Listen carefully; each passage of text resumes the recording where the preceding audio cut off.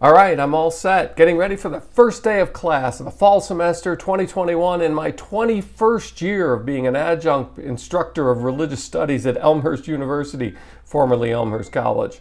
In the last few weeks, I've completed the syllabus, got my textbook figured out, got the PowerPoints planned for a new preparation for this semester, and I thought I'd give you a behind-the-scenes look of what it's like to begin to teach as an adjunct at a local college or university. Hi, I'm James Callahan, and this is the Do-Over Show, where I've learned to add things like adjunct teaching to my career in order to not only make a little extra money, but in order to use my skills and abilities in my education. I have a Ph.D. in religious studies from Marquette University, focusing on religious history. And I was a full-time professor at a local college. I've taught at about 9 or 10 colleges and universities throughout the Midwest. But I found that I needed to make a career change about 20 years ago. And that's when I started to teach as an adjunct for several schools, and I've stuck with it at Elmhurst. So for this semester, I'm teaching REL 350, which is Religion in America, which is an overview of the significance of religion, the social significance of religion in the life of America. Now, we don't do everything, all the details of the Civil War, Revolutionary War. We go through larger topics and explain how and why people use the subject of religion to explain their life. Now, here's the interesting thing about this course. It is a required course. I teach it not only for the money, but for the professional enrichment I get, mostly for the money. But the students are there because it fulfills a general education requirement in a certain area of knowledge in the Elmhurst University requirements for graduation. That means that almost every student in tonight's class, about 20 or 25 students, will not have any background. They're not going to be majors or even minors in the subject that we're going to look at together. And that kind of challenge is the kind of challenge that I love. Explaining the significance in everyday life to everyday people, how religion, all types of religion, form the way they express their identity as they live in America and as they experience America together, is one of the greatest challenges and most exciting things that I get to do as an adjunct. So I thought I'd give you a quick overview of the syllabus. Well, besides the course description, which is out of the college catalog, and a list of the requirements and learning objectives that are involved, there's a required textbook, one textbook, and then I give them an assignment. They have to find a second book on a particular person or topic or time in American religious history. They get to pick it, so it's on them if they like or dislike the book. And they get to pick something that maybe they like. I've had philosophy majors write about the role of philosophy in American religion. I've had social science majors talk about the significance of slavery and religion and the history of the topic and the churches and the religious institutions historically and today. I've had people in education talk about how religion and public education have gone so closely hand in hand and have fought so vigorously over the last few years. It gives them a chance of using their major or their interest to actually discover something that might be important to them with our topic. Now, the next thing they get to do is that they have to find religious services, any kind, 2 different kinds, and they either have to visit in person, if possible, depending on the circumstances these days, or something online, something live that actually shows an ordinary experience of religious meeting, gathering. Do you believe in God? Never met him. Yeah, well, I do. And I love Jesus' style, you know. Hey, Ray, do you remember something in the Bible about the last days when the dead would rise from the grave? I remember Revelation 7:12. And I looked as he opened the 6th seal, and behold, there was a great earthquake, and the sun became as black as sackcloth, and the moon became as blood. And the seas boiled, and the skies fell. A lot of students pick their own religious tradition if they have a background because it's familiar. The problem with that is it's so familiar they don't pay attention or figure out what's actually going on or what's unique about what they do. So for others, it's picking something that's completely different. And for people who have never had or sampled a religious experience outside of their own comfort zone, outside of their own family, traditions, ethnicity, background, this second exercise in finding a religious worship experience or a religious gathering that they can observe and interact with and learn about is a great challenge. I give them a couple exams, a midterm and a final exam.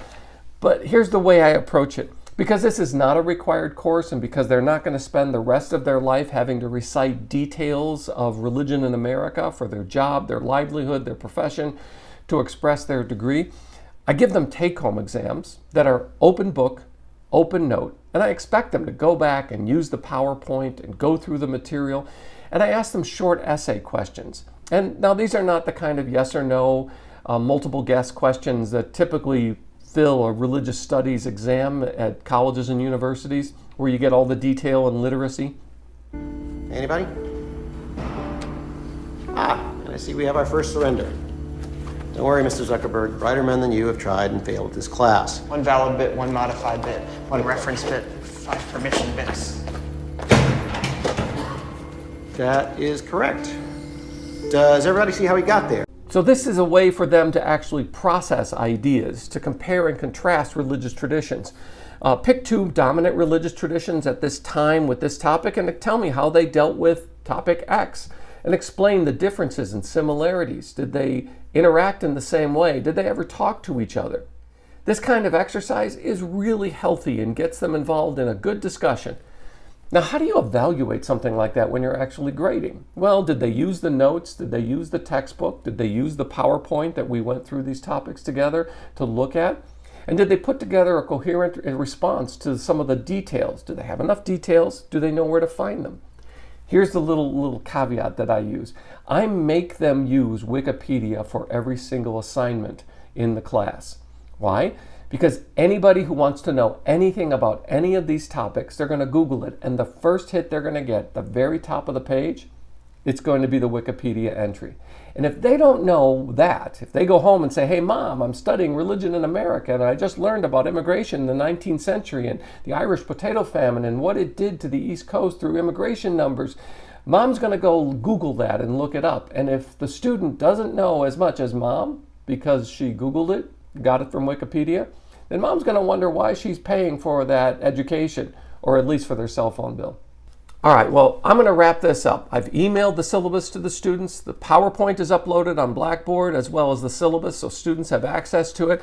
I printed off just a couple copies for old schoolers like me because I like to have a prop in my hand when I work through the syllabus with everybody. And then I'll head over to Elmhurst University and I'll show you the classroom and describe to you what it's like to go through that first class together, building rapport and trying to gain some understanding of what the heck they're doing there and what they can expect from me. Because the number one question on their mind is this going to be on the exam? So, I'll see you in a minute.